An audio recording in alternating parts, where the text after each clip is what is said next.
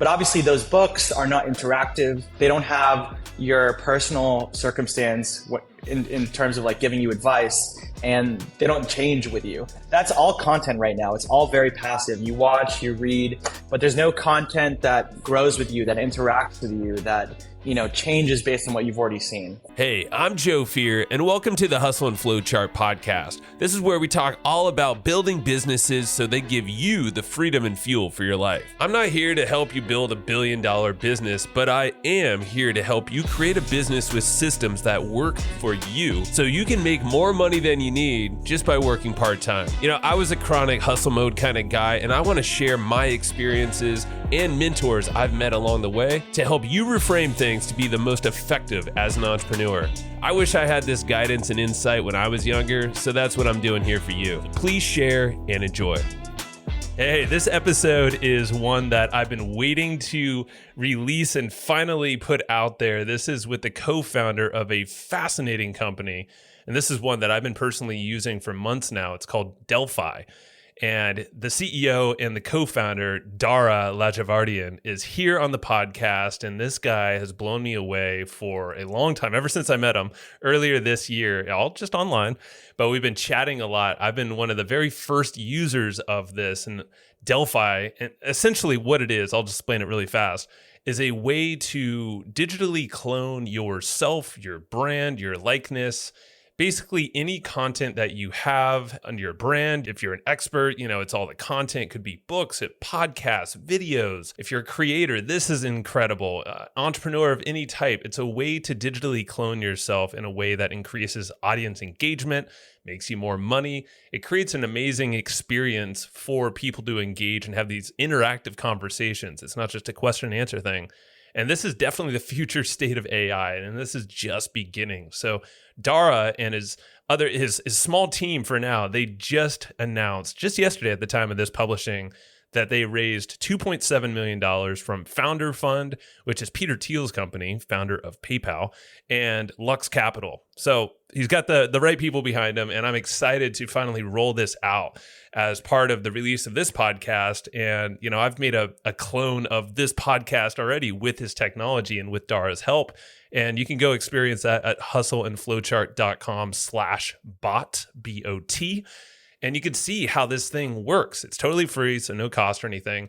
And, Delphi is just groundbreaking in its early days. I highly recommend you go check them out at withdelphi.com. That's WITHDELPHI.com. And Dara is here to explain not only what that technology is, but really what got him into AI and why he believes, this thing is going to integrate in so many ways and make it very personalized in the way you interact with technology, but how it pairs up with humans and knowledge like this. And you'll hear why he even got into this and how it was kind of a family integrated thing.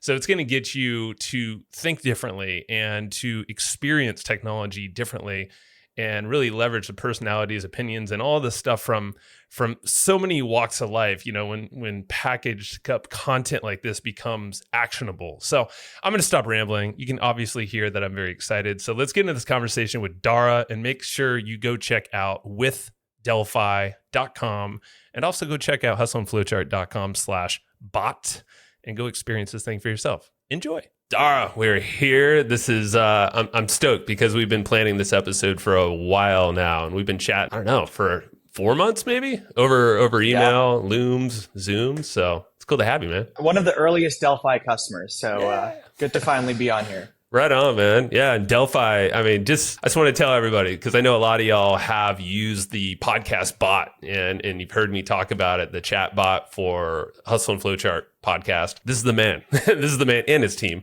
who helped code that and develop that and really bring that into this world, because I searched, and Dara, I'm completely honest, I searched the web like hardcore and asked even my friends who were deep in AI, and no one had a great solution on how to package up a podcast or a likeness, a library of content, and create it interactive, like an interactive way that's personalized and actually gives you actionable steps, not just a generic answer where you're like, great, couldn't get anything from that. But this is using my voice, using the guests I've had on. And yeah, Delphi is that. So I don't know. Yeah, it's cool that I was early. And I'm like, legitimately, you were the only one that I was like, oh, they're actually doing this.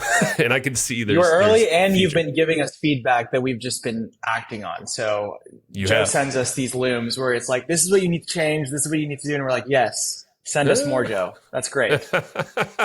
I'm happy you're open to it, man. And I love that you answered my cold email too, so just for anybody out there, go do the same. If you want to go help some folks out there, I mean, AI right now, like we all know, it's early-ish days. AI has been around. So with that aside, we'll get into how Delphi works and all that, but I want to know more about you, man. You've done a lot in the space, and I feel like with Delphi, you've also got the attention of some major investors, some big players who know tech well in the future. So it's impressive, man. Tell me a little bit about yourself, a quick snapshot of your background, but what led you to where you're at right now in AI and Delphi? Yeah, definitely. So I'll start early on because that's really where the interest for AI started. I was born in Houston, Texas, and I was obsessed with comic books growing up. And specifically, I read all of the Iron Man comics. I was like, I want to be like Tony Stark because I want to create Jarvis. Like, Jarvis is like the coolest thing ever.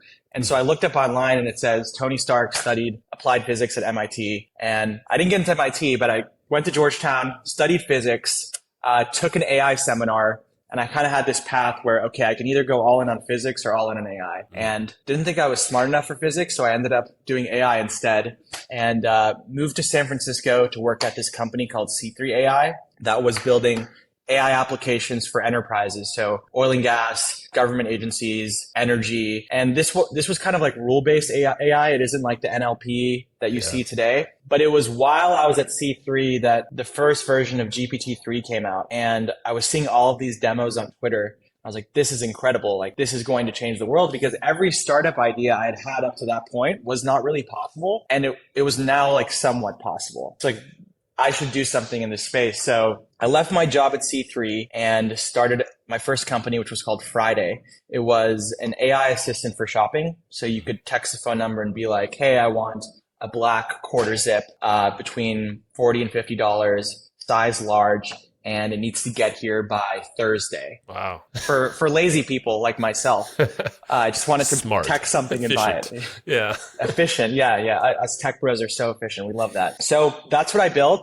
Kind of found product market fit in the parent area. So parents were using Friday to buy diapers for my kid or buy light bulbs, buy small things that they don't really want to think about. But it was during this time, I was a solo founder, which entrepreneurs out there, being a solo founder is not fun. And I never really had a mentor growing up. So I was reading a book about my grandpa, who was an entrepreneur in Iran before the revolution. And as I was reading the book, I was like, there's so many great insights in here. It'd be great if I could speak to my grandpa and, apply his advice to my life. Even though he knows nothing about AI, there's still like time-tested wisdom in there. So I created a clone of my grandpa using his book and treated it as my own personal mentor and kind of like used that to guide me through the startup process. And then when I sold Friday, I was like, should I start a company out of this? And everyone was like, no, that's crazy. That's a stupid idea. Don't do that. Which in hindsight, lesson learned. The perfect idea. Usually that's Usually when people tell you something is stupid, you might be onto something. So, but didn't follow my intuition. I moved to Miami to work at a company called Open Store,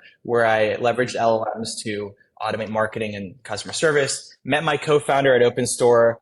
We started creating clones of all the authors of books that we were reading in our Open Store book club.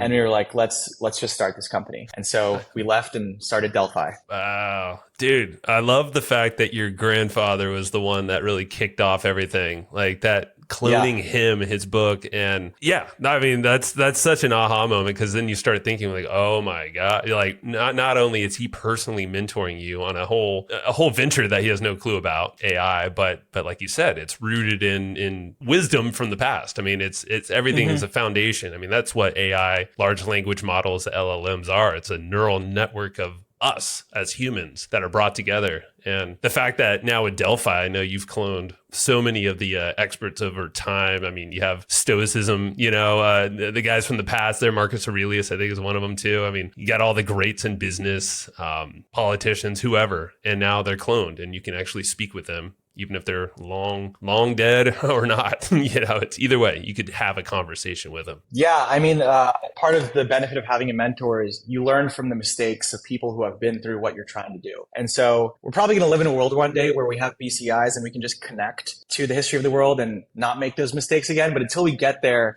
being able to learn from the past so we don't have to repeat the mistakes of the past, I think is very powerful. BCIs, define that for me and everyone here, just in case. BCI is a brain-computer interface. So it's what Elon Musk is trying to do with Neuralink, where you can pretty much connect your brain to the internet and maybe like download all of the information out there so that you're like, okay, should I scale this company in this city or this city? And then it reviews all of the information of past people who have been through a similar situation and tells you, hey, Dara, you should probably do this. Wow. Okay. Yeah. So I know a little right away there. No, I love it, man. My brain goes into the future. It's kind of like, with the cloning technology, like like you said, there's so much wisdom in the fact that we can now run our own personal situation, our issues, or just you want to get feedback from an expert. Well, now you have a whole tribe of mentors, Tim Ferriss. But like legitimately now. Tools of Titans was a big inspiration too. I bet. He talks in that book how every Titan in this book is someone that you can revisit for a specific moment in your life. So if you're having health issues, you go to Peter Attia. Yeah. Or if you're trying to invest, you go to Warren Buffett. But obviously those books are not interactive. They don't have your personal circumstance in terms of like giving you advice, and they don't change with you. That's all content right now. It's all very passive. You watch, you read, but there's no content that grows with you, that interacts with you, that changes based on what you've already seen. Yeah, and the BCIs are just a whole nother extension of how it can integrate with us as humans. Yeah, without the input, I guess, like where it's the physical manual input into a chatbot or a clone like that. Dude, this is fascinating. I'm happy that you chose this over physics for one.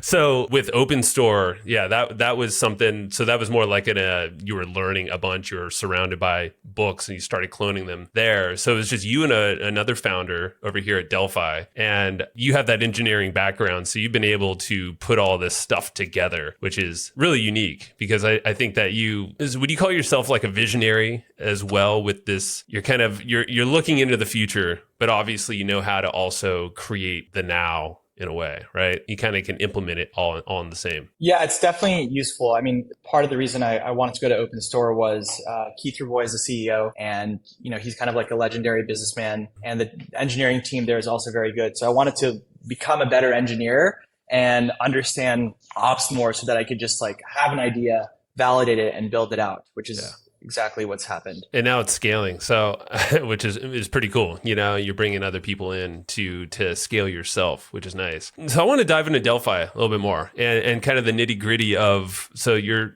been cloning, people of the past, people of the now, like said, like Warren Buffett. I think Bezos is in there. And you have like all the big names. So talk about, it's interesting because you've done a lot in a short period of time. And I know it helps the fact that you can engineer a lot of this, but you've had a small crew, man. And you've been hustling over the last handful of months. So I guess talk about how Delphi how you feel like it fits into the now with AI and how it can also evolve. And keeping in mind, obviously we have entrepreneurs, creators listening, and there's ways that they can leverage this technology. Definitely. So what's really important for us is that we don't get too carried away with the AI hype. We started this company to solve a problem that kind of has two angles. One is access to expertise and mentorship. The majority of people don't have the money or network to access the smartest people in the world. And if you're familiar with Bloom's 2 Sigma, it's a study that says if you have like a private tutor, your learning abilities are improved by 2 standard deviations. So that's one problem that we're solving, like democratizing access to mentorship and expertise. And the other one is solving the constraint of time. So everyone is constrained by time. They're either no longer around or they're extremely busy and they can't possibly supply all the demand for their time.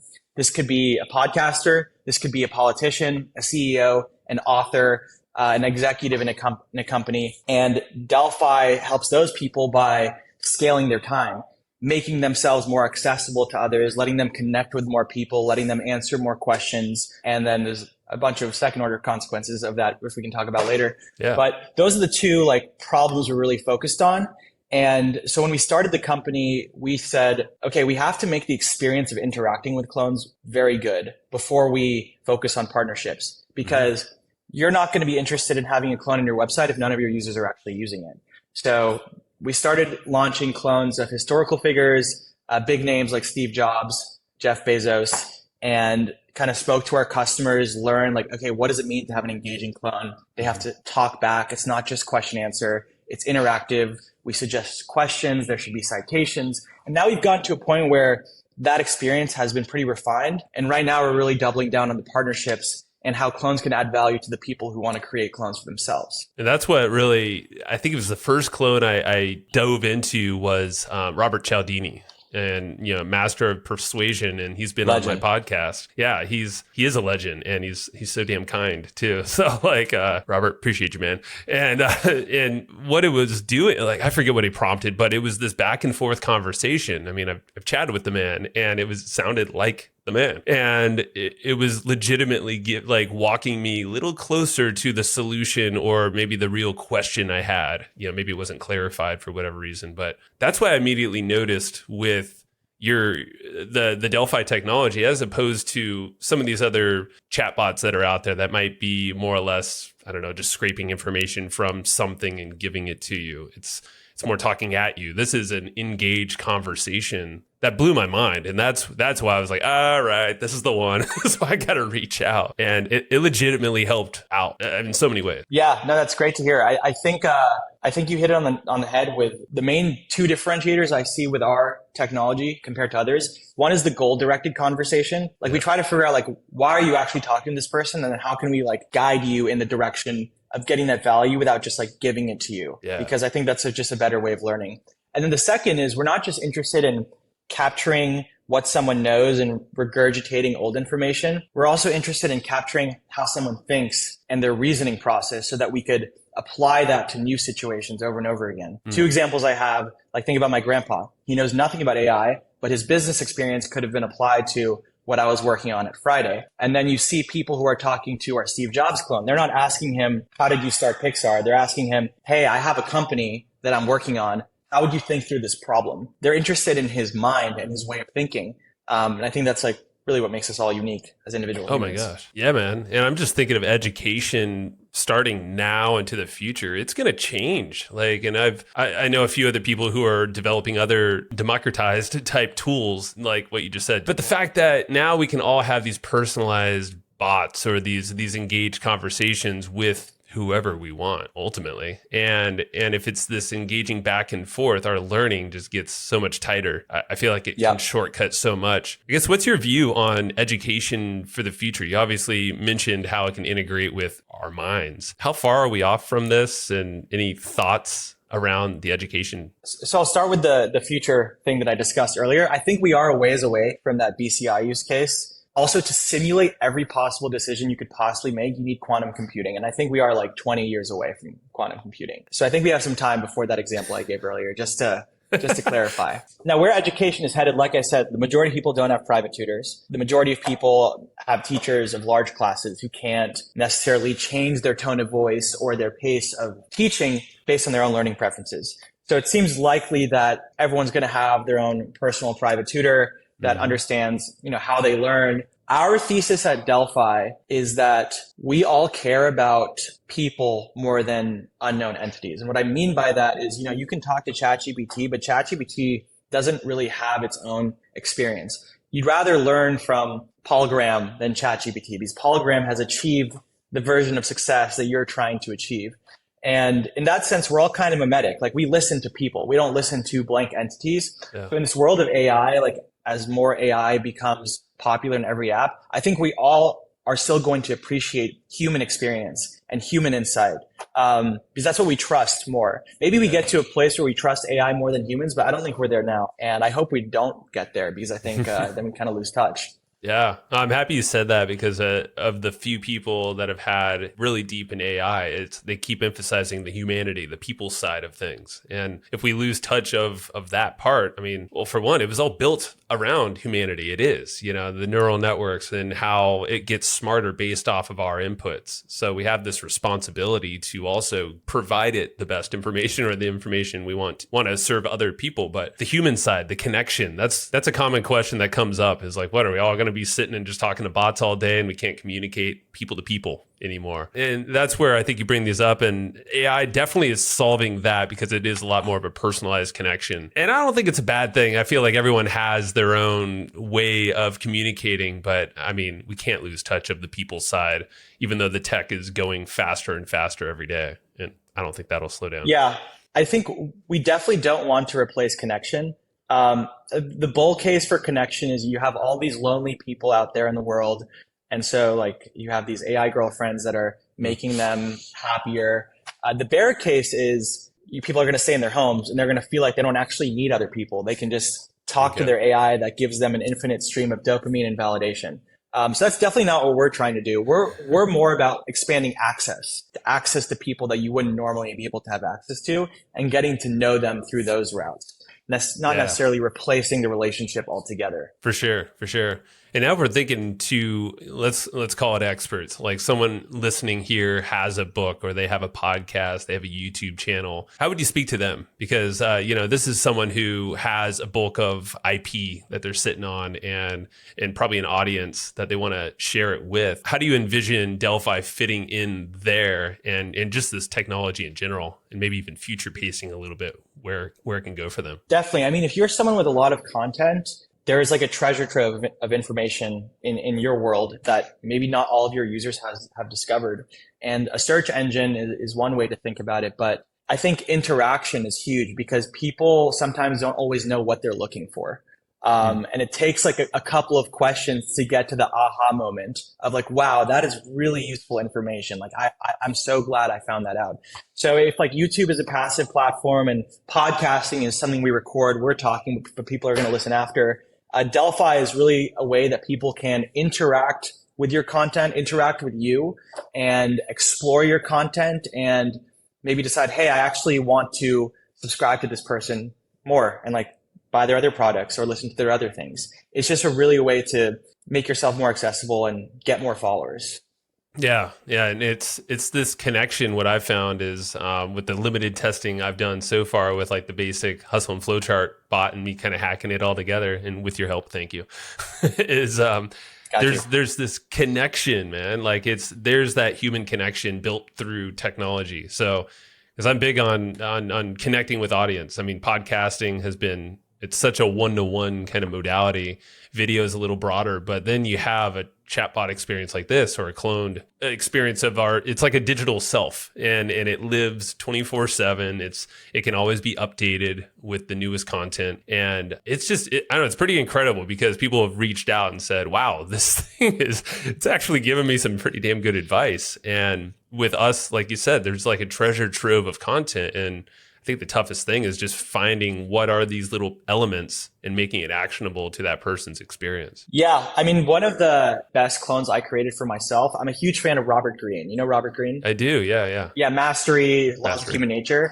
And I was sitting down and I was like, it'd be great if I could just describe my situation and I get the law that's most relevant to my life right then, right there. Okay. And I think that's it with other situations where it's like, if I talk to Hustle and Flowchart clone, some information may be more useful to me now than it was 3 months ago when I was earlier in the company. So it's almost as if like every time you come back to the clone, different information is relevant to you. So it's constantly evolving and dynamic. It doesn't get stale. Ooh, all right. And I believe it even it keeps your information in there, right? Like your conversation. Yeah, so it's personalized. This is the thing. It's like it's your personalized mentor, but it's a person that is existing, or it can be a person that's existing. Could even be your own stuff. I mean, I've relearned even from myself, or at least the guests that have been on and asked it some questions, and I'm like, oh yeah, wow, totally forgot about that. Or, like pull out the, these nuggets that Robert Cialdini, for instance, like I asked him through my bot, and you can kind of specify a certain topic or a person based in a whole library, a slew of things. I'm just thinking of people with books, and there's so much information in just a book alone, like these authors. In a book, each book is its own coach for like a specific problem you want to solve in your life. So I think there is a great opportunity for authors to provide not only their book, but like, hey, you're reading this book to learn how to be more in the present or to improve your habits, like Atomic Habits, for example. That's right. With this book comes with a clone that if you use for like 2 months, you're going to learn these skills and you're guaranteed to practice these things. Like, I think that's that's a no-brainer for me. I would want that. Well, think of it's kind of a no-brainer if you're thinking as an author, anyone publishing, hey, buy the book, get a free access to my clone of this book, so you can kind of go deeper and really implement what you're learning, from this body of text here that you just got. Yeah, because I have like a full shelf of books, a lot of them that I don't have time to read anymore, but I bought them because it's like, oh, that's a really cool topic and I really want to learn that. I don't have time to read 300 pages right now. It'd be better if I could just ask the book when I want to learn those specific things. Right. Yeah. Man, there's just so much. The possibilities are endless when you start to think of this, and the fact that it's rooted in knowledge. It goes back to your grandpa. It's rooted in his knowledge. And so much of it's timeless, and I feel like you can layer that, and I know you can with Delphi, and it's getting smarter. I think you layer in, it's large language models from elsewhere too. I don't know if you want to describe a little about how that can work or how it does work already. Yeah, so we use a collection of language models from OpenAI, Anthropic, and smaller fine-tuned models. Mm-hmm. The thing about trying to recreate a human mind, and I take a lot of inspiration from a book called How to Create a Mind by Ray Kurzweil. There's the understanding part of it, like you say something and I understand what you're saying. And then I also have to think, what is the context of our relationship? And then where could this conversation potentially be headed? And how can I use all of that information plus my path to say something that is useful or in line with my objective and your objective? So these are all different modules, and the architecture of a clone is kind of a bunch of these tied together. Mm-hmm. Okay. Yeah. So you have that. And then as a user, I've only been scratching the surface, but I know there's a lot of logic also built into it that you can kind of customize the journey for people as they're going through things. So tell me a little bit about that.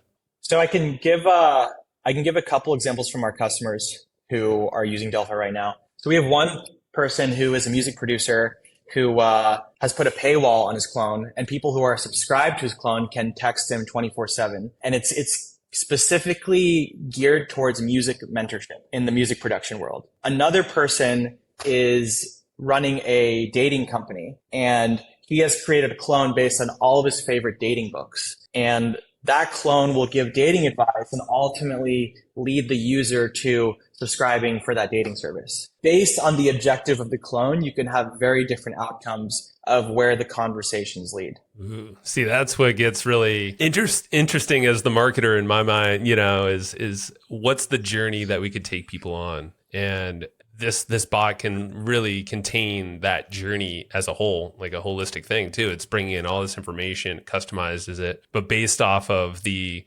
specific path people might be taking, or maybe it's like a trigger word or something that's being asked often. It's like, okay, well, now we can put something in there that's maybe allows them to go deeper. Yeah, like you said, could be a paywall, it could be join the email list to dive even deeper on things. Could be a product. Like I think the perfect example, we don't have this yet, but Andrew Huberman, like he'll mention Athletic Greens on his podcast or like a sleep supplement. Yeah. And the number of times people probably want to ask him like, hey, like, what do you think about this product? Or like, what product would you recommend for this? I'm pretty sure whenever he mentions a product on his podcast, it makes like millions and millions of dollars. Oh, yeah, I'm sure. So there's a way to just do that 24/7 with your clone if you have that kind of audience. That's incredible. And that's the thing. It's like, you don't need massive scale to pull this off, but obviously these folks, if you can pair something that is 24/7 automated, speaking like you, has the logic built in of these journeys that are going to serve your audience best, it's a no-brainer.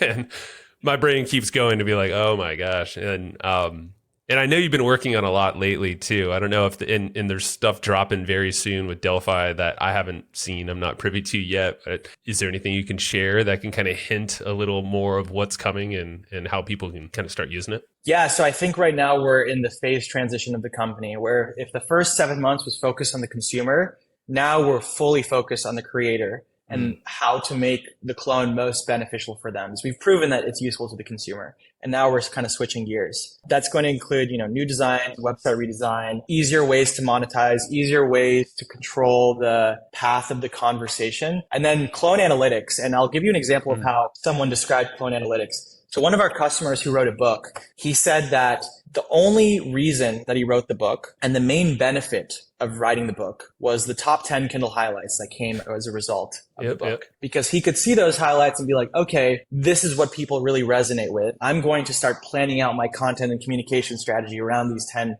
highlights. And he was like, with Delphi, I could send my clone out to 1,000 people, 10,000 people, and then the clone analytics dashboard can just tell me what are the top 10 highlights at all times, constantly changing. And that makes Delphi worth more than spending the money and time to write a book. So thought that was a very interesting insight. Oh man. And I have a buddy of mine, Dan Ryan, he loves mentions. He's a business partner as well, and he's all about the data, big tech guy, and everything is all about data. He's actually one that's starting to use Delphi as well as part of my wife's business. So thank you. Yes. and that was one of the big things, is like piping data in and really understanding the analytics, understanding what are these conversations that people are having 24/7. And especially when we put this out there as, hey, go interact with this tool, freely, or it could be a paid thing. Maybe it's to customers, maybe there's a different kind of environment there that the bot looks like.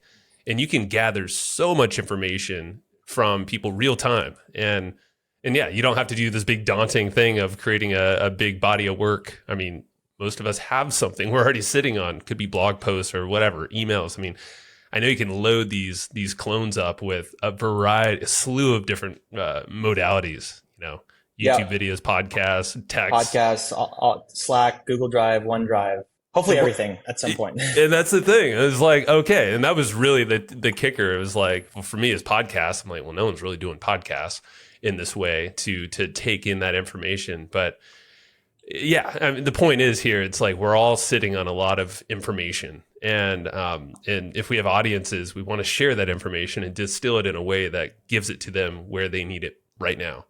And like you said, the analytics and the dashboard, I'm very, very curious about how that's going to look like. I know it's already there, but it's just getting better and better. Yeah, V2 coming soon.